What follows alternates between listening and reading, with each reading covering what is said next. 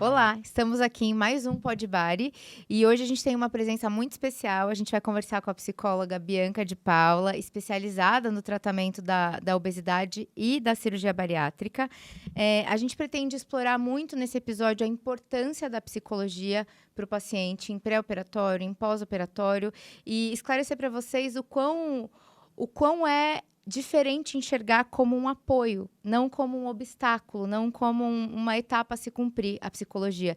Então, eu queria que a gente convidasse a Bianca para falar um pouco disso e falar também da importância disso e como você ajuda os pacientes, né? Tanto no pré como no pós. Qual que é a importância de ter um psicólogo para chamar de seu, digamos assim, nessa jornada? Muito bom, boa tarde. A psicologia em si já não é algo muito próximo da realidade do nosso dia a dia, né? Da rotina, não faz parte, muito se fala, mas é algo ainda distante da rotina, do dia a dia das pessoas, do que as pessoas consideram como essencial.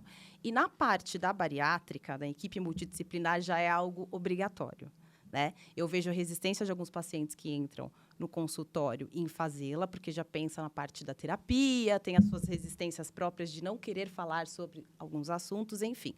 Mas nessa parte da bariátrica, ela se torna essencial na parte avaliativa, né? A gente precisa entender o estado psicológico do paciente, a gente precisa entender as redes de apoio que ele tem para esse momento, a gente precisa entender os gatilhos que ele tem, como ele enxerga esse comportamento alimentar, como se dão essas questões em volta da obesidade ali, da doença.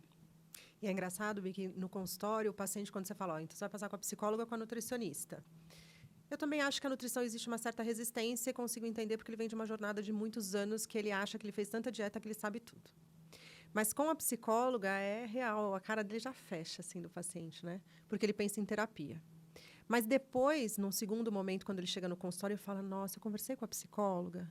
E aí você percebe que aí ele percebeu que aquilo ali era apoio, não tinha nada a ver com posso operar ou não posso operar. Era mais realmente trazer para ele um momento de falar da cirurgia, né? Trazer, não é? Uma abordagem arbitrária ali, Exato, né? Eles pensam exato. muito no psicólogo, como ele vai me ver como um louco, ele vai fazer um julgamento da minha pessoa, ele vai dizer que eu estou errado ou não, mas é mais um exercício de autoconhecimento ali. Né? Mesmo sendo a avaliação psicológica, a gente está avaliando ali um estado, se possui um transtorno, né? Os comportamentos do paciente, enfim. Mas é muito para trazer ele para para essa proposta da bariátrica, para essa proposta de mudança de vida, para ele começar a enxergar as possibilidades que ali estão, né? E os desafios que possam aparecer, enfim, o que ele está pronto para enfrentar, o que ele já enfrentou sem perceber. Exato. E é muito legal isso que você está dizendo, né, Bianca? Porque nós, médicas, muitas vezes a gente atende os pacientes no consultório e muitas vezes a gente dá conselhos. A pessoa, às vezes, traz uma questão, aí você fala, mas se eu fosse você, eu faria isso, isso e aquilo, né? E, na realidade, a gente não tem nenhuma formação psicológica para poder realmente trazer ferramentas para ajudar esse paciente. Porque, como a Marta mesmo falou no começo, né? Nós somos cirurgiões, mas a gente não é só aquele operador. Não é que nem um cirurgião, por exemplo, de vesícula, que opera vesícula, tá tudo bem, vai de alta ou de uma hérnia ou qualquer coisa, né? Só ler os exames. A gente lida com uma doença crônica e a gente precisa de uma equipe integrada, uma equipe que esteja perto de nós. E eu acredito é isso que a Ana falou, né? O psicólogo, ele, de início, o paciente ele pode não curtir tanto, né? Mas como ele é fundamental, tanto no momento do pré quanto do pós-operatório. É trazer uma visão também mais humanizada para o processo de emagrecimento, né? Que não é só daquela forma mecânica, né? Fez a cirurgia bariátrica, você vai fazer a dieta e você vai emagrecer, mas tem todas várias questões que trouxeram o paciente até aquele estado. E mais, né? Muitas questões, e eu sempre falo isso, qualquer jornada de transformação, ela é crise. Mesmo que você está se transformando para a sua melhor versão, existe crise ali naquele processo. Exatamente. Né? Você deixa alguma coisa para ganhar alguma coisa. Deixar ir não é fácil, né? Não é fácil. Então, uma coisa que me chama muito atenção no pós-operatório é como é difícil para o paciente, muitas vezes, perceber o emagrecimento, né? Ele não consegue identificar.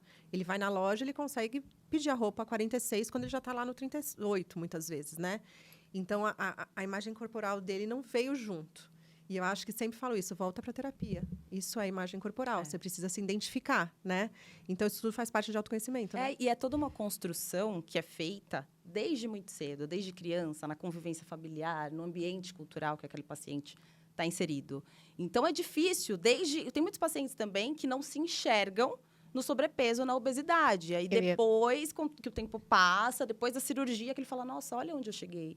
olha o quanto era a minha calça, olha onde eu estava. É muito comum a foto, né, doutora? Olha, É. quando eu vi essa foto, eu me assustei. Então, ele está lá no 7º, 8º mês de pós-operatório e pega uma foto de antes da cirurgia, ele toma um choque de realidade. Ele não sabe que ele estava daquele jeito, né? É muito doido Exatamente, isso. exatamente. É uma disfunção, porque o processo de ganho de peso, ele é um processo. Ele se dá durante toda a vida do paciente, todo o desenvolvimento.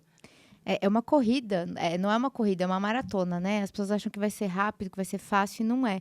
Mas tem muito isso da gente se ver depois. Mas, gente, a quantidade de pacientes que eu escuto que, assim, nossa, doutora, você sabe que esse mês eu fui ver um vídeo do Natal da minha família, eu não me reconheci. Falei, quem que é aquele ali? Ih, sou eu. Então, assim, a pessoa não se vê do tamanho realmente em que ela está. Nem quando ele é obeso, nem quando ele emagrece. Então, tem muito isso de você não se enxergar. Então, acho que a principal mudança que eu acho que a psicologia ajuda a gente a fazer é, primeiro, se entender e se enxergar para depois se apoiar, ter as ferramentas de melhora, né? E eu acho que você tá aqui ajuda a gente a construir esse raciocínio e, principalmente, fazer eles entenderem que não é um vestibular, né? Você não vai aprovar eles ou não, né? Porque eles encaram assim, nossa, mas e se eu não passar na psicóloga? Eu vi isso ontem. E se eu não passar no psicólogo? Mas não é isso. Ela vai te dar, entender qual a sua relação com a comida. Será que tem algum fator a mais? E aí te levar a um outro momento, né? De reconhecimento, de consciência, de ajuda e de tratamento. Não é só de se vai ser aprovado ou não. Então, a gente precisa tirar, se a gente conseguisse, de uma vez por todas, esse estigma do psicólogo. De que, pelo contrário, gente, ele é um dos maiores apoios que vocês vão encontrar. Não é alguém que vai te barrar ou te aprovar, né? Imagina, longe disso. Eu acho que, principalmente, trazer para o paciente a certeza do protagonismo dele, né? Exato. Porque enquanto ele não tem a total consciência que é uma doença, que ele não vai ter cura e que o protagonismo dele na vida vai determinar resultado, ele continua vivendo pela diretriz do outro, né? É exatamente o papel ativo dele durante todo o processo, né? O paciente tem que estar sempre muito atento a ele mesmo, aos comportamentos dele, ao que foi adquirido. E muitas vezes os pacientes chegam e falam, nossa, eu fui fazer tal coisa, em tal situação, eu lembrei do que a gente conversou aqui. Exato. Né? Porque eles trazem, a princípio, com muita naturalidade as questões, né? E a gente vai destrinchando. Tem coisas muito correlacionadas. E a diferença da psicologia para bariátrica, voltada para bariátrica, e a psicologia convencional é essa. Porque da bariátrica a gente sempre cerca naquele ponto do comer, da alimentação, né, do ganho de peso, dos estigmas sociais que ali estão, e ali muda muitos comportamentos do paciente, tem muitas coisas adquiridas por conta disso, comportamentos evitativos também que tem, Lógico. né? Enfim, e a gente, no processo de terapia, de psicoterapia, primeiro avaliação. Depois, o paciente evolui para uma psicoterapia, né? Não tem jeito, o acompanhamento, ele vira uma psicoterapia. E aí eles começam a trazer várias outras questões que ali estão dentro também, que fazem parte de todo um comportamento, de um todo, e aquilo ali vai destrinchando e vai trazendo novas possibilidades, novas visões dele mesmo. E uma coisa que eu falo para todos os meus pacientes quando eles estão indo para a terapia é tentem se descobrir de tal maneira que você consiga saber exatamente quando você está comendo. E o seu comer é emocional ou quando ele é fisiológico. Porque é uma arma valorosa para o seu pós-operatório, né? Quando você está presente o suficiente para entender o que está te movendo naquele momento, só que é muito difícil, porque na maior parte das vezes a gente está no piloto automático. Né? A gente segue um ciclo, mantém esse ciclo sem parar, se ressente do resultado, mas não quebra o ciclo. A única maneira de quebrar é você conseguir ter consciência. E eu não consigo imaginar outra maneira que não terapia, né? Eu acho que um momento muito valoroso também da psicóloga bariátrica é aquele paciente que ele busca bari, mas nem ele mesmo se acredita digno daquele resultado, né? Eu nunca me vi magro, eu sempre fui obesa, nem a minha família acredita em mim, minha família me acha preguiçoso, a minha família me acha comilão, a minha família me acha falta milhão força de coisas, vontade, né? E que eu vejo muito isso no pré-operatório, nem a pessoa mesma acredita muitas vezes que ela vai conseguir. E talvez até mesmo os familiares também não acreditam, né? E eu acho que tenho muita certeza disso, como vocês são muito valiosos para mostrar para o paciente da real força dele, que ele sim consegue e que ele sim vai ter todas as mudanças e aqueles benefícios e vantagens que a cirurgia vai poder trazer para ele, né? Exatamente. Quantas e quantos casos a gente pode falar aqui de gente que operou e mudou de marido, mudou de faculdade, começou um emprego novo. Enfim, um milhão de coisas. Né? Se descobriu. E foi a bariátrica? Não, foi ele mesmo. né? Eu acho que a pessoa descobre a força interior que ela tem. E isso é uma coisa muito maravilhosa e a psicóloga pode fazer isso transbordar dentro de um paciente, né? E isso vem muito de um pensamento dicotômico que os pacientes têm, de ou tudo ou nada. Então, ou eu sou essa pessoa obesa, eu sou descontrolado, eu como, eu tenho esse problema, ou eu tenho que ser a pessoa super fitness, eu tenho que seguir a blogueira, eu tenho que ser daquele jeito. E isso afasta muito a pessoa da realidade do emagrecimento, da proposta da cirurgia bariátrica. Até de ser feliz, né? Até de ser feliz, exatamente. De você coloca um patamar muito alto ou muito baixo. Então, ou você fica onde você está, ou você se transforma numa figura, assim, icônica. É fazer o seu melhor todo dia, né? E nem todo dia o seu melhor é igual ao que foi ontem ou vai ser igual ao que era amanhã. Então, acho que quando a gente traz isso para o paciente, liberta um pouco, né? Nossa, e se eu não for 7 dias por semana na academia, então não vou nenhum. Não, gente, vai o que você conseguir, né? Eu li uma coisa hoje, vindo para cá, que é assim, o que afasta a gente do que a gente mais quer é o que a gente quer agora. Então, assim, se você não tem essa diferenciação de que agora eu preciso fazer isso para chegar lá, você não vai conseguir fazer nada dia nenhum. Então, tenta fazer a sua melhor dieta todo dia, tenta fazer seu horário de terapia o quanto você puder na semana, ir para academia o quanto você conseguir. E, aos poucos, você vai conquistando melhoras no seu melhor. E aí, isso vai evoluindo e você vai tomando consciência, como a Ana disse, de tudo que a gente pode fazer. Você vai adquirindo hábitos também, né? Também. Porque para mudança de vida, a gente tem que empregar hábitos e adquirindo eles, colocando eles devagar na nossa rotina, a gente vai se acostumando, né? Vai empregando novas formas ali e vai tendo também outros estímulos de prazer, né? Que antes eram compensados muitas vezes pela comida só. Então, eu trabalhei o dia inteiro, aquela pessoa que trabalha bastante, tá sempre ali, eu vou chegar em casa e quero comer. Que é aquele momento de prazer que você tem. Mas a partir do momento que você se dá a oportunidade de ter novos estímulos e conhecer novos estilos de vida, você vai adaptando. Né? Não que um dia você não possa querer se compensar, hoje eu quero comer alguma coisa gostosa, fazer alguma coisa diferente. Mas tudo isso dentro de um planejamento. Um planejamento de vida. Planejamento, acho que é a palavra, porque eu não consigo imaginar resultado sem plano, né? Não tem como. Não tem como. Você pode ter sonho sem plano, mas resultado sem plano não vai acontecer. E na doença crônica, o planejamento é tudo. E, às vezes, a gente vai entrando num estilo de vida tão doido. E todo mundo, né? Todo mundo paga o mesmo preço da sociedade que a gente está hoje. E que a gente tem a ideia. Eu sei que eu preciso dormir bem, eu sei que eu preciso comer adequadamente, só que eu não planejei nada. Aí eu fico parecendo papel no vento, né? Se eu sair e der certo de eu ter horário para almoçar, beleza. Se não deu, perdi o almoço, vou comer uma tranqueira. Se eu chegar em casa e dá para dormir, ok. Mas se não der... Então, quando a gente começa a ter a ideia do não, o não é uma palavra valorosa, né? Não posso, não dá para mim. Hoje não. A gente começa a se empoderar e, com isso, permitir que exista plano na nossa vida, né? E eu só vejo o resultado com plano, senão não dá. É que nem a história da motivação, né? Eu acho que o planejamento vem dizer pra gente que motivação não basta. Você pode ter a motivação do mundo inteiro, a energia do mundo inteiro. Se você não tem um plano que você possa seguir, se você não está ali construindo esse hábito e tentando se colocar como alguém disciplinado, não há motivação do mundo que baste, né? A Bianca fala isso muito, que você tem que ter disciplina. Motivação, ela acaba, né? Então, acho que os pacientes perguntam muito, mas como você tem motivação para treinar? Eu vejo lá a Karina treinando. E qual foi a sua motivação do dia? Não, ela sabe que ela tem que ir. Né? Então, tem dias que não tem motivação. Ódio a motivação, inclusive. É raiva, é ódio, né? Então, assim... e aí, a gente tem que... Isso faz a gente construir o hábito e se tornar cada vez mais forte, que é o que a Ana Karina prega muito aqui, e eu acho incrível. E eu acho que o plano... A equipe entra nisso, né? A equipe multidisciplinar vem para trazer novos planos quando o plano número 1 não funcionou. Tem que ter o 2, tem que ter o 3, tem que ter o 4. Sim. Aí a gente entra, né? Como suporte. Exatamente. E aí o paciente que operou e abandona a equipe, ele se vê refém disso. Porque se o plano número 1 não deu certo, ele acaba tendo que se virar sozinho.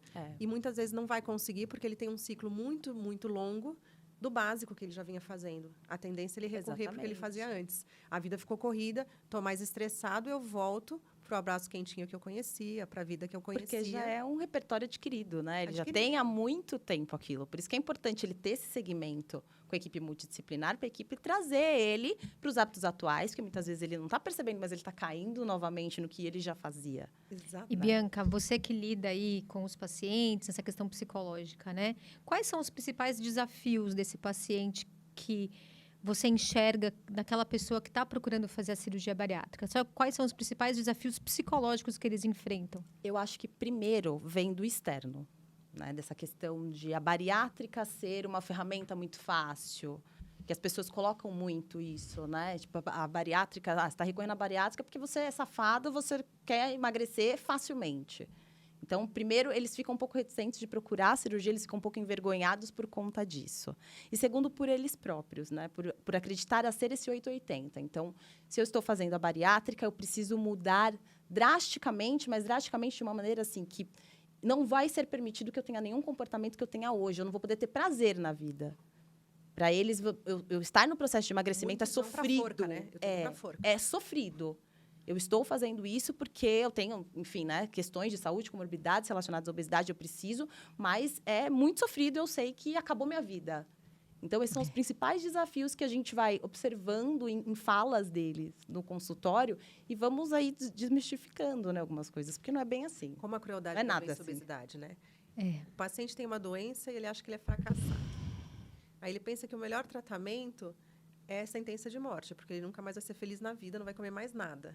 E é por isso que a gente opera 1,6% das pessoas que a gente deveria operar, porque, de fato, fica difícil, né? A pessoa só vai tomar esse passo quando ele realmente esgotou todas as possibilidades outras e perdeu anos e anos de qualidade de vida. Né? Sim. E além disso, o paciente, além dele considerar que ele está indo para a forca, acho que isso é um sintoma muito comum, ele é um fracassado. Então, ele também acha que ele não vai conseguir com a bariátrica, que é exatamente o que a Karina falou no começo. Então, assim, então não adianta, né? Então, nada adianta. Então, enquanto a gente não entender a potência da doença obesidade como doença crônica, a gente perde todo dia, né? A gente não consegue evoluir, educar, e aí vai do próprio paciente tomar essa consciência e falar, não, peraí, é uma doença. Mãe, pai, marido, filho, senta aqui pra gente conversar. Vamos lá conversar com o meu cirurgião, vamos falar com a minha equipe multi. Vocês precisam entender o que eu estou entendendo. Porque senão ele se sente sozinho, né? Então, acho que nessa hora, não é que ele vai precisar de um cuidado, não, mas acho que você ser apoiado, né? Porque o que eu mais vejo as pessoas, não contei para minha esposa ainda, não contei para minha mãe, porque ela acha que, doutora, sabe como é, né? Com bariátrica é fácil, né? Eu falei, sei como é, e não é fácil, não. Eu operei uma paciente uma vez, faz muito tempo isso. Cheguei no pós-operatório, ela falou, doutora, meu noivo está chegando. E eu falei que eu operei a tireoide. Meu Deus. E aí eu falei, Tireoide, nada a pelo ver. amor de Deus, os furinhos estão na barriga. Tireoide está no pescoço. Ela fez assim, mãe, compra um lenço.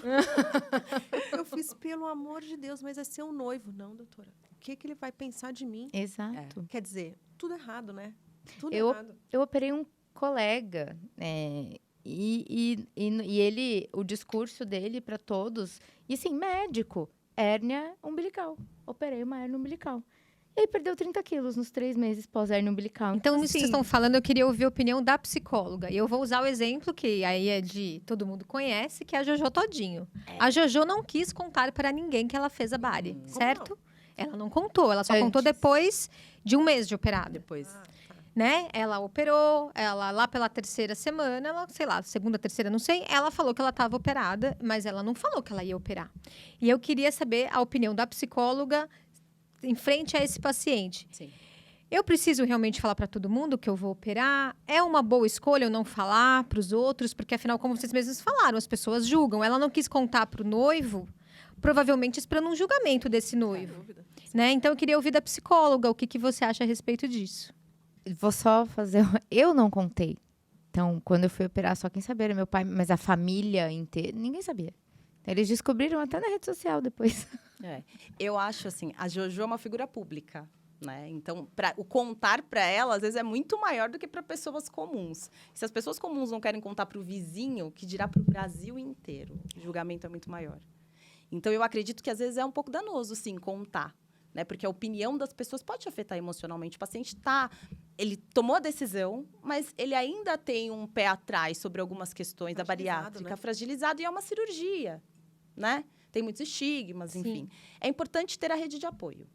Você ter pessoas para contar, pessoas que vão estar do seu lado ali no pós-operatório, que vão te ajudar nesse caminho, que vão precisar entender todo um contexto que muda de alimentação, de predisposição, questões emocionais, enfim. É importante ter pessoas para apoiar nesse momento. Rede de apoio, né? Mas contar, assim, para pessoas que não fazem parte, de fato, da rede de apoio, que estão próximas, não é necessário num primeiro momento. Para muitos dos meus pacientes, eu falo, amigo, dieta da proteína. Sai falando o que você fez. E tá tudo certo. Quem vai julgar, né? É. Hoje ainda eu falei isso, o paciente falou, doutora, agora a gente pode falar do Ozempic. Eu falei, pronto, fechou. Esconde isso, porque a obesidade é uma doença que ela é invadida por todos os lados. Tem uma paciente muito engraçada que ela falava assim, doutora, obeso não tem vez. Porque se a gente chega na festa e não pega o salgadinho, a pessoa do lado vai falar, o que adianta não pegar? Já tá gordo. Exatamente. Agora, se eu pego o salgadinho, a pessoa vai falar, por isso que tá gordo. Pega o salgadinho. Então, a pessoa é invadida. E depois da cirurgia, idem. Nossa, mas você tá comendo pouco, hein? Mas você come tudo isso e você é operado? Quer dizer, todo mundo, leigo, resolve meter o bedelho. Será que isso é saudável? Olha Tem quanto ela come, ela come certeza? tão Não. Às vezes pouco. vai fazer isso, se operou. Quer dizer, a pessoa tem um médico, uma equipe multidisciplinar e ela tem que escutar da torcida do Palmeiras, do Corinthians e do São Paulo o que ela está fazendo. Tá certo, tá errado, é muito, é pouco. Né? E as opiniões divergentes. Aí a pessoa deve ficar assim, né? Meu Deus, o que eu sigo? O que eu faço? Sabe que eu tô rindo? Ana, acontece comigo. Sou médica, cirurgiã bariátrica. Eu tava em algum lugar e postei que tinha sei lá, um pão de queijo, não sei o quê. Gente, todo mundo perguntou, mas você comeu? Mas e o whey? Tá na hora do seu whey. Aí eu postei, o gordo não tem 1 minuto de sossego. Porque assim, realmente, você invadia de todos os lados. Eu tava lá com pão de queijo, tava lá. E o post era justamente, a pessoa não leu. Apesar de ter o pão de queijo, eu quero comer, mas eu consegui dizer não hoje. Foi a minha vitória do dia. Pronto, tomei meu whey, parabéns pra mim. Não, todo mundo perguntou. É porque comeu, né? Mas aí come porque tem bariátrica, porque com bariátrica é fácil. Você não tem 1 minuto de paz, você não tem. E cai nesse 880 que a gente falou, né? Ou você é muito fitness, então você tem que mostrar, por exemplo, a Jojo agora, ela fez a cirurgia bariátrica. Mas as pessoas estão sempre acompanhando ali, querem saber do resultado da cirurgia e vão acompanhar. Se ela postar alguma coisa que ela tá em algum lugar, uma alimentação ou algo que ela ingeriu, as pessoas vão cobrar muito. Porque tem essa visão do 880, você não pode mais fazer, e não é bem assim. Engraçado isso, né? E na Muito realidade, louco. como isso é individual, né? Então, assim, se vai contar ou não, quem é essa rede de apoio, quem não é. Porque, assim, se Deus quisesse, né, pessoal, todo mundo ia ter uma rede de apoio maravilhosa para ajudar esse paciente. Mas a gente que lida com cada um que entra no nosso consultório, a gente sabe que é bonito, mas na prática não é bem por aí. Às vezes tem uma rede de apoio que não apoia a cirurgia, que não acredita na mudança dessa pessoa. Ou essa pessoa, realmente, ela pode ser sozinha, né? E ela, às vezes, pergunta para mim, doutora, mas será que eu consigo sozinho? Eu falo, claro que consegue. Se tiver alguém, ótimo. Mas se não tiver, tamo junto, conte conosco. Tranquilo. Nós somos uma equipe. Você é o chefe da equipe, na brinco. Você, paciente, é o chefe da equipe. Mas a gente está aqui para te ajudar no pós-operatório. Mas essa escolha, se vai contar ou não, para quem vai contar ou não, é muito individual. Tem gente que realmente quer contar só para aquela família, ou às vezes nem tem quem ajudá-lo. E ele vai pedir para um amigo ou um colega, ou até mesmo a nossa equipe multi, para poder fazer com que ele passe por essa jornada da melhor forma, de uma maneira mais tranquila. E também a gente tem obesidades, né? Então, tem pacientes que chegam para a cirurgia com muito preparo, né? O cara tem autoconhecimento. Sim. Você vai ter um outro desenrolar da psicologia nessa pessoa, né? Mais falar do prático da cirurgia, como vai ser. E tem outro que ele vem numa jornada de sofrimento enorme. E, às vezes, nem só pela doença obesidade, né? Então, eu acho que a individualidade do paciente e o tratamento que ele precisa ser só para ele. E aí, cada um da equipe continua sendo importante, mas o que você faz para o João não vai ser o que você vai fazer para o Caetano, Exatamente. provavelmente, né? Isso é importante, entender que a jornada é única para cada um, para todos, né? Até na resposta da cirurgia. Não existe um protocolo de tratar um paciente bariátrico e tratar um paciente dentro da psicologia convencional. Não existe esse protocolo. Existem as formas como nós abordamos os temas, as demandas de cada um. Né? Quando a gente fala do paciente bariátrico, ele traz mais demandas que ali estão em volta do ganho de peso, da obesidade, enfim, das vivências dele ali naquele contexto. Mas isso não faz com que tenha um protocolo para tratar um paciente desse, porque cada paciente é individual. Não tem uma forma para cada um. Como vai dar certo para ele, pode não dar certo para aquele. Sabe, semana passada eu estava com uma paciente, que é minha paciente há, acho que tem uns de 18 para mais anos, muito antiga. E é uma paciente que teve uma resposta ruim à cirurgia, e uma paciente teve uma resposta aí truncada por toda essa jornada, truncada, assim, não dá certo e tal. E, recentemente, depois de muitos e muitos anos, ela cedeu ao acompanhamento psicológico, e acho que ela cedeu muito por sofrimento. E fechou um diagnóstico de ter bipolaridade. Cara, essa menina se transformou com esse diagnóstico e com esse tratamento. Ela se transformou. Ela entrou no meu consultório e parecia que estava entrando outra pessoa, leve. Ela estava em paz. E ela conseguiu, depois de 18 anos, realmente conseguir integrar, porque como era difícil para ela tudo, e a gente batia numa questão que para o paciente era onde ele não queria ir. Porque acompanhamento psicológico, meu problema está na obesidade, por que eu vou no psicólogo? E é mexer em feridas que ela não quer mexer, ela só quer ficar magra. Cara, ela tá leve. Né? Pra que você quer que eu vá falar com a psicóloga? Doutora, eu só quero ficar magra, né? Fiquei Por tão favor. feliz porque ela está... Para com isso. Para com isso. Sabe quando você fala, agora Que eu tô com a minha bonito, né? paciente aqui? Cara, foi muito legal. É. Ô, Muito Bi, legal. e uma questão também, que as pacientes às vezes perguntam, que a Martinha trouxe um pouco aí na nossa conversa, mas acho que você podia destrinchar, a psicóloga pode barrar a bariátrica? Existe alguma contraindicação do ponto de vista psicológico para esse paciente não fazer a bari naquele momento, ou nunca na vida? Existe, assim, quando a gente faz a avaliação inicial, a gente avalia o estado de saúde mental do paciente no geral, né? Tá. Além de rede de apoio, rede familiar, as questões emocionais, enfim. E num primeiro momento, ele pode ser contraindicado de fazer a bariátrica por conta de ter sintomas ali muito, Agudo. né, agudos daquele Tipo momento. o quê? A pessoa quer saber se ela... Às Eu tô vezes- pensando no paciente ouvindo isso aqui, pensando, mas fala o quê? Para saber se eu tenho. 2 meses atrás. Exatamente. Já tive isso, viu? Uma paciente que queria operar comigo. Nossa, acabou de me trazer. E eu, no fim, eu operei ela depois de 1 ano. Foi tão bonito. Vou até contar essa história, porque é linda. Ela ia operar e ela era muito quieta. Uma paciente muito quietinha na dela. E aí, a psicóloga que veio me falar. Karina, eu precisava conversar com você sobre a fulana. Eu, pois não. Isso é muito legal da gente ter nossa psicóloga, né, Bianca? Você deve ter isso lá no seu consultório. Se você tem uma coisa, você traz de alerta pra gente, né? Enfim, aí ela me chamou e falou, olha, essa paciente aqui, ela tentou suicídio faz 1 mês. Porque o marido quis largar ela, né? Quis abandonar a casa. E ela não queria mais viver. E ela tentou suicídio. E, graças a Deus, não conseguiu, enfim. E eu disse a ela que agora não é o momento e tudo mais. Bem, resumindo. Essa paciente começou a fazer terapia com essa psicóloga. No consultório particular dela, mesmo de terapia e tal. E ela se descobriu, né? Descobriu como que era a vida dela. Como que ela poderia viver sem depender, né, dessa felicidade, entre aspas, ao lado do companheiro dela. E ela melhorou muito e ficou muito mais motivada para dali poder fazer a bari pela motivação correta. É. Que a motivação correta era por ela mesma. E ela fez depois de 1 ano e foi muito bem. Então, você falou do suicídio, eu lembrei dessa minha paciente. Que, gente, você pensa... Eu vejo hoje ela e falo, meu Deus, olha tudo que ela passou. Jamais passaria isso pela cabeça dela hoje. É, porque quando o paciente está numa questão, enfim, pessoal ali, que traz uma emoção negativa muitas vezes, e alguns comportamentos também, que é o comportamento suicida, enfim, ele tende a procurar outros fatores para poder se salvar. É como um afogamento, né? Você está ali se afogando, você quer... Aí ela se olha e fala, não, então pode ser que ele queira me largar porque eu tô gorda agora.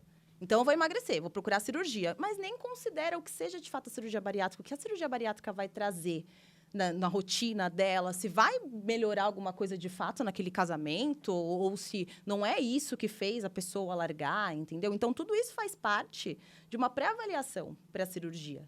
São essas questões emocionais, como ela lida com aquele dia a dia, né? Como ela lida com a obesidade, que parte ali que a obesidade está atrapalhando a vida ou que ela está usando como algo que para tampar Uma bengala, outro, né? uma bengala, exatamente. O problema é porque eu sou obesa e tampar as outras coisas. Se eu resolver isso, eu vou resolver minha vida.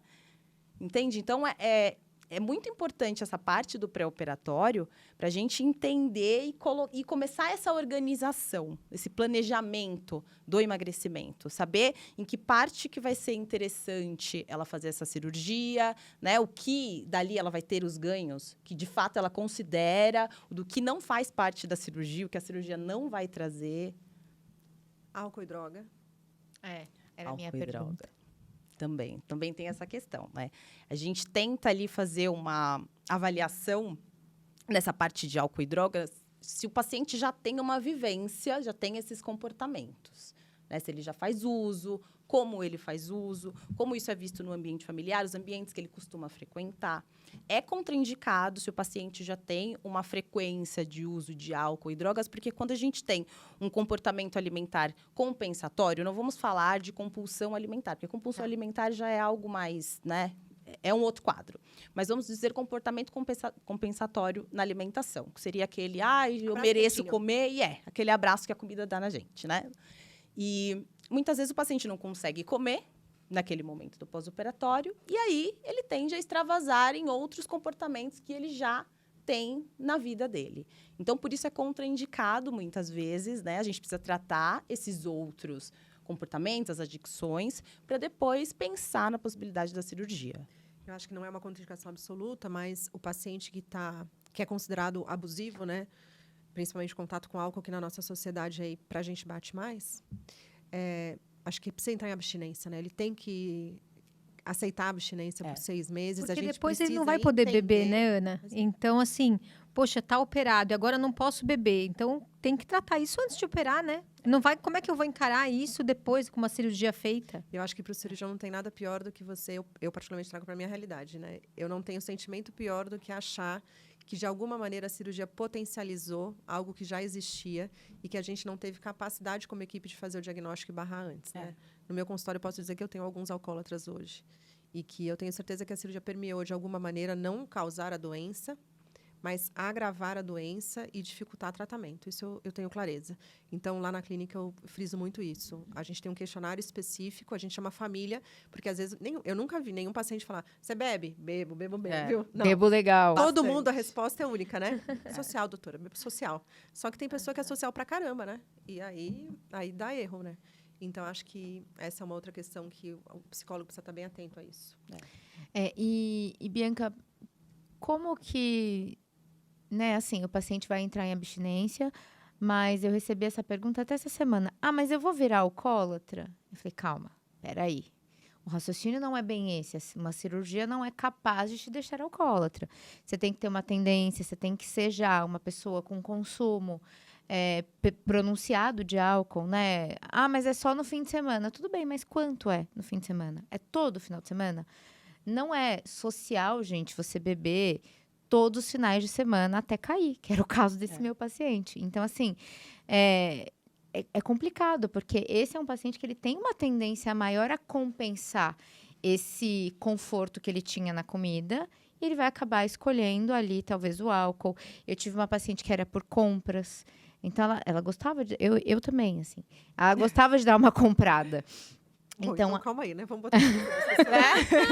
Não, mas assim, quando ela operou, ela entrava na loja. Ah, nossa, me serve.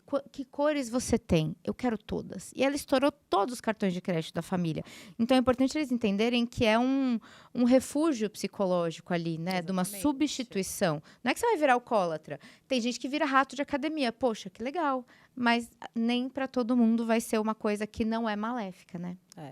Desde que não haja prejuízos sociais e pessoais ali no comportamento, porque às vezes a gente pode virar o rato de academia, é aquela pessoa que vai na academia todo dia, Meu sonho. né? E assim, vai na academia todo dia, fica 1 hora, faz o que tem que ser feito, vai para casa, tem outras atividades, enfim. Não é algo que pressupõe uma patologia, Sim. não é algo que tenha um compromisso, né? Comprometimento. Um comprometimento social da qualidade de vida. Pelo contrário, É algo nesse que se caso. encaixou na rotina perfeitamente, que virou essencial e até bom, né? Pela proposta de mudança de vida que o paciente empregou nesse momento.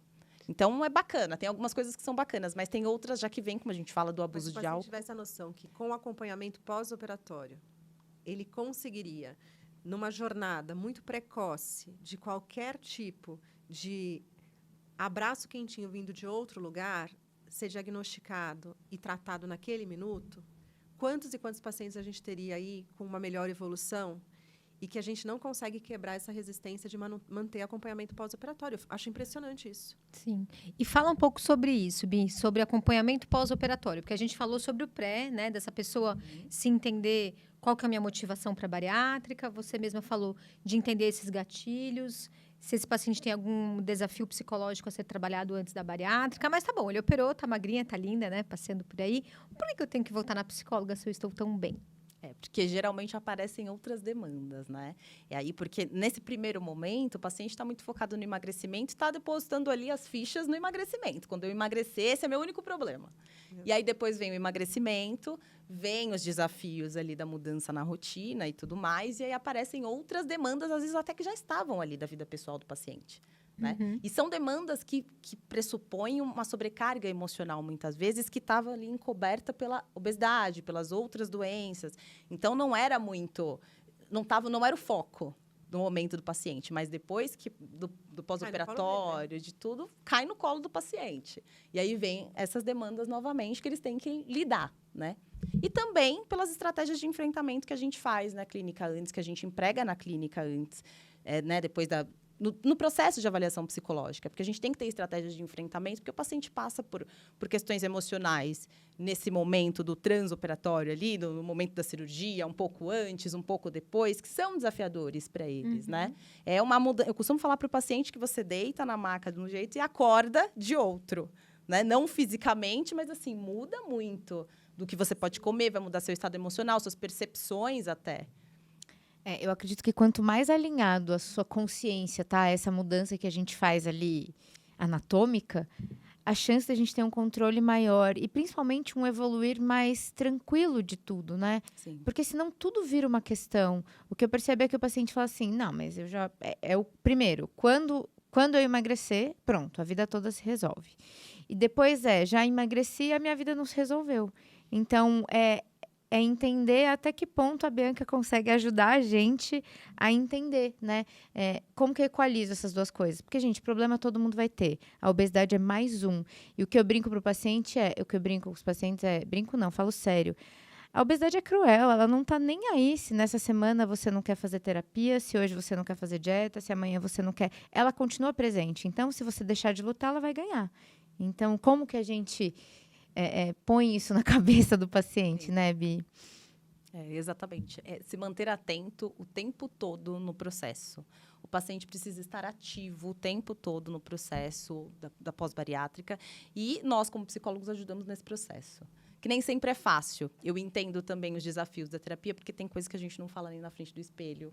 É muito difícil você se conhecer. Você se vê é difícil demais, né? Machuca, Nossa, às vezes, né? É bem complicado. O espelho é o nosso maior rival, né? Quando você olha de verdade, né? Mas o psicólogo está aí para facilitar esse processo, porque assim é muito bom você desabafar com um amigo e ter um conselho de um amigo, mas o viés do psicólogo é outro, não é da parte do julgamento, mas a gente quer entender e conseguir adequar ali o comportamento. E você falando isso, tem uma coisa que me preocupa muito, porque a gente vai num caminho que a mídia social está na nossa vida hoje o dia inteiro. E várias vezes eu tô lá vendo alguma coisa e aparece assim: mais uma vida modificada, mais uma vida restaurada. E aí eu penso: Senhor, operou obesidade. O resto da vida é muito grande para falar que ela está toda restaurada. E eu acho que quando a gente fala num pré-operatório, não, a sua vida vai melhorar completamente.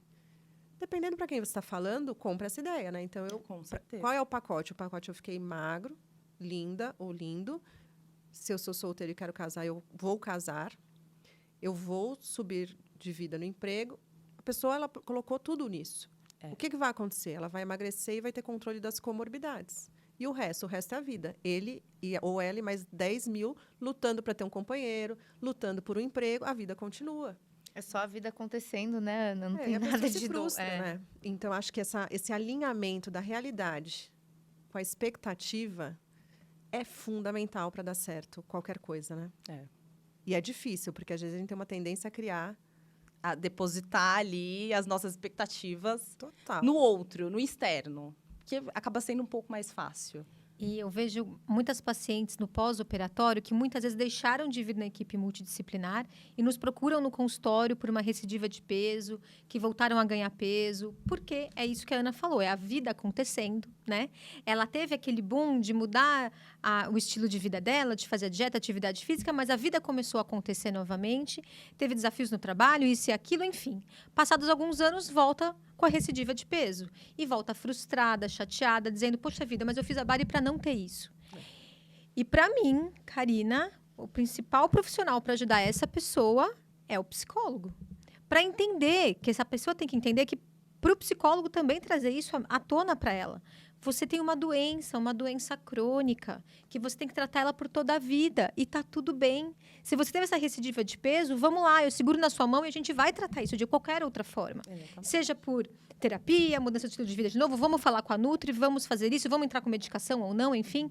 Mas como psicólogo é muito bom no pós, né? Ele é um ouro nisso. Não é importante ele ser bariátrico, né? Sim. Porque ele precisa saber da doença obesidade, ele precisa saber das técnicas cirúrgicas, ele precisa saber da normalidade, que é um certo reequilíbrio de peso depois de certo tempo, que isso não é recidiva.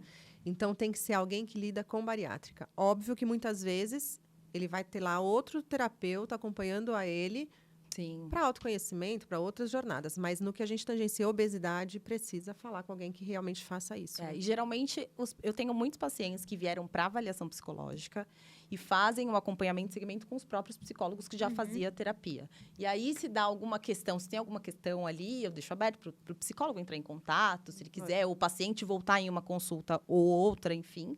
Mas é um trabalho em conjunto também, e é importante a gente entender que tem que entender as nuances da bariátrica, da obesidade, o que pode acontecer, o que não pode, entender todo o contexto do paciente, também saber sobre a cirurgia. E foi uma coisa que aconteceu essa semana, né? O paciente mandou uma mensagem e disse o seguinte: doutora, primeira fase da dieta líquida, claro. Doutora, não aguento mais, estou ficando louca, vou cometer uma loucura, preciso... Eu falei, não, tudo bem, você pode voltar no consultório, tá tudo bem, mas você já conversou com o psicólogo? Não, psicólogo não. Então, vamos lá. Primeira coisa que você vai fazer é voltar com o seu psicólogo, vai voltar com a Bianca. Ah, mas eu falei, gente, isso aí é uma descompensação psicológica da sua ansiedade, da falta de medicação, do novo, de estar aí fora dos velhos hábitos. Então, essa resistência, gente, isso me impressiona, sabia? Um pouco. A resistência do voltar. Eu não vou ajudar ela em nada. Talvez uma conversa, que nem a Karina falou, sem nenhum embasamento, sem dar nenhuma ferramenta real para ela. Mas a gente conversa, a gente acolhe. Mas dizer para você que eu vou ajudar a você tomar consciência, a você entender o que está acontecendo, o que está gerando isso em você, de onde isso vem, para onde isso vai, eu não vou ajudar. Então, a gente precisa que vocês entendam que vocês precisam desse apoio, desse acompanhamento. Gente, é muito essencial, de verdade, né, Bi? Sim. Por exemplo, essa paciente, ela mandou essa mensagem para mim e a gente fica meio, fala, gente, e agora, né? O que eu faço? Bia, por favor, marcar com a Bianca agora. Ah, não quer. Quer sim, vai ter que querer. Porque não tem outro jeito, Os né? pacientes Você ficam com precisa, medo, né? Você Eles ficam com precisa. medo porque a gente tende muito a devolver para o paciente essas questões. Porque isso faz parte também de um processo de não se responsabilizar Lógico. ali Claro. por todo o acordo que a gente fez. Vai Porque que eu ligo um pro cirurgião, ele acordo. fala, tá bom, vamos mudar pra papa. Exatamente. Não. Isso aí Não sei de onde eles tiram isso, que isso vai acontecer. comum. Exatamente. né, Ana? O não eu já tenho, vou tentar o sim. verdade. Eu já ia pensar isso, né? Aí me joga pra psicólogo, onde eu vou ter que sentar e deparar com a realidade da vida, que foi uma escolha minha e que eu tenho que assumir pela minha escolha. E eu vou ter que destrinchar também o porquê que eu tô tão desesperada, assim, pelo começo. Eu tô apoiada por uma equipe, eu tenho essa parte nutricional que tá ok, que eu estou seguindo, Que a gente já teoricamente, sabia que ia né, acontecer. que a gente já sabia que tá tudo certo. O porquê? Eu vou ter que explicar o porquê. Eu vou ter que conversar sobre isso, eu vou ter que me ouvir. Então, é muito difícil, né? Porque vai trazer uma autorresponsabilidade para o paciente. Total. E é bem complicado. Então, por isso que eles fogem bastante do psicólogo. Você tá falando, essa semana eu tive 2 pacientes que tiveram isso. 2, por falta de uma, eu tive 2. Ai, não tô conseguindo mais consumir a dieta, não aguento mais, não quero mais, só consigo tomar água de coco. Ai, doutora, tudo me enjoa. Amiga, não tem o que fazer, você tem uma semana de operada, ainda tem mais 2 pela frente, né? Ainda falei isso, ainda mais 2 pela frente da líquida. E é um acordo, né? Isso que você falou, o barato não sai caro. Qual é o nosso combinado, não é esse? Ah, mas tá difícil. Tá bom, a gente tem a psicóloga que vai te ajudar. Nós tivemos uma vez, que a gente tá falando aqui de pacientes, né? Tipo isso, ai, que difícil, ai, vou ligar e tal. Mas a gente teve um paciente, era um homem, que o doutor Zé Rubens, meu sócio, ele brinca que ele nem suspeitava. Porque ele falou assim, às vezes o homem, né, mais serião e tal. Aí ele falando. Aí eu, bem, resumo. Ele operou no 3º, 4º dia da cirurgia, não me lembro, gente. Mas ele foi parar no pronto-socorro, achando que estava infartando, com crise de ansiedade, tá? Ele teve uma crise de ansiedade, uma crise de pânico ele teve, porque ele não aguentava mais o celular dele tocando a cada 20 minutos para ele tomar o líquido. Entendeu? Uau. Porque o celular não tem que botar para Isso tocar. ele podia me ligar. Eu falar, tira essa bronca desse Tira esse Então, mas foi o que a negócio. gente falou. Mas olha pra você ver como uma pessoa, se ela não tá preparada, ela entra num looping. Sim. E ele entrou no looping e ele falou assim, daí, o doutor Zé falando, eu fui ver ele no pronto-socorro, ele tava cheio dos negócios lá, né, do cardiologista, todo mundo achando que ele tava infartado. E ele só olhou pra mim e falou, doutor, eu não aguento mais esse celular, tocando, eu não aguento. Aí ele, para então. Aí ele, mas eu posso? É algo muito básico, né? Então, assim, realmente é um desafio, mas é desafiador. Essas primeiras semanas, elas não são fáceis. E que bom que tem um psicólogo para chamar de seu. Eu nunca esqueci isso, gente. Gente, Ele maravilhoso. Que ele entrou em surto, porque o celular tocava toda hora. E a mulher ficava enchendo o saco dele para ele tomar o líquido, entendeu? Uau. E eu Enfim. acho que a gente não pode abrir muito espaço para também. A gente tem que acolher, mas a gente não pode. Tem que tomar cuidado, porque a gente é meio que mãezona, né? A gente não pode tirar a responsabilidade do paciente e o protagonismo dele. Então, tem uns telefonemas que às vezes eu falo, não, eu vou contar até 10 antes de responder, porque não é possível. Do tipo, doutora, tá aqui a dieta líquida, tá escrito. Isso foi agora há pouco. Tá escrito para não colocar carboidrato. Mas eu pesquisei, cenoura tem carboidrato. Aí eu falei, não, fica tranquila. Cenoura está no grupo do que pode. Que carboidrato você acha que não pode? Veio um silêncio no telefone. Aí eu falei, então eu vou te dar a dica. Pão, macarrão, arroz branco não vai ter na sua sopa. Chuchu tem carboidrato? Pode ter, pode pôr no chuchu. Cenoura, tudo que você achar que não é carboidrato gostoso, põe na sua sopa. Eu vi que ela queria que eu falasse, não, um macarrãozinho. Faz uma canja. Faz uma canja. Mas engraçado que a gente faz esse combinado, né? E realmente eles tendem a acreditar que a gente vai... Não é que, não vou abrir uma exceção para esse paciente. Não pode, é segurança, é risco, é cuidado, é dieta, é muita coisa, né? Paciente, Ana, deve fazer uns 6 meses. Mandou uma foto da dieta líquida. Mandou uma foto. Recebi a foto. Aí eu olhei, não falou nada. Aí eu olhei e falei, tá. Aí daqui a pouco chega a mensagem. A dieta é líquida, né? Aí eu falei, oi, tudo bem? Não tô entendendo sua pergunta. Prossiga. Não, mas será que eu posso bater o sorvete e tomar? Juro por Deus. Falei, mas olha só, deixa eu te explicar. É líquido, mas não é qualquer líquido. Do mesmo jeito que o sólido não é qualquer sólido. Você acha que tanto faz você comer uma salada ou uma lasanha quando você está de dieta? Não. Falei, então, é a mesma coisa. O líquido, alguns tipos de líquido vão poder e parece piada, parece que a gente inventa, parece loucura, mas, gente, é real, acontece. Acho que o paciente entra numa neura tão grande. Mas é porque é sofrido, né? É sofrido. Eu não sei o que eu faria numa dieta líquida. Eu acho que é muito sofrido. Eu tive uma paciente que... Eu sempre falo, quando o paciente me diz, doutora, eu não estou aguentando, eu falo, faz um caldinho de feijão e bota o caldo na sopa. Que eu acho que, no fato, não muda muita coisa da sopa. Mas só o fato de ter dado um passo... dá aquele alívio. Então, eu sempre falo, caldinho de feijão ou de lentilha, pega o caldo e põe no caldinho da sopa, vai mudar o paladar, vai ser ótimo. E fica intercalando feijão e ervilha. Mas é difícil Ele já dá um mesmo. alívio. E como é só uma semana dessa dieta líquida mais restrita, o cara já passou pela semana, né? Porque deu 2 dias de feijão, 2 dias de lentilha e acabou. Falei. Passou horas, ela me ligou passando muito mal. Ela fez uma feijuca. Nossa, E aí, como eu falei caldinho de feijão, ela bateu a feijoada com arroz. E eu falava assim, eu falei para ela que quando eu fizer um livro na aposentadoria vai estar isso, ela vai saber que é ela. Aí ela bateu a feijuca com arroz. Aí eu falei, você não fez isso? Não, mas eu passei na peneira. O difícil foi a couve. Eu falei, você botou a couve? claro, tinha que ter verde, né? Eu tô de dieta. A gente conta isso aqui, o Tem povo que ser deve achar que a gente Deus, porque Deus inventa. tem que proteger muito. Nossa. Meteu uma feijuca. E essa paciente, ela tem um pós-operatório maravilhoso. Agora ela tem muitos anos de operada. Magérrima. Eu falo, não dá pra dizer que todo mundo faz correto, né, amiga? Eu operei o marido dela agora e ela tá super caxias em cima do marido. Aí eu falo, vamos pegar leve? Porque ninguém aqui comeu feijoada. Só você. Você vê, né? A gente pode passar aqui horas falando de histórias Nossa. de pós-operatório, de pacientes que às vezes entram em contato com o médico para tentar facilitar de alguma forma alguma jornada que muitas vezes poderia ser decidida conversando com o psicólogo, né?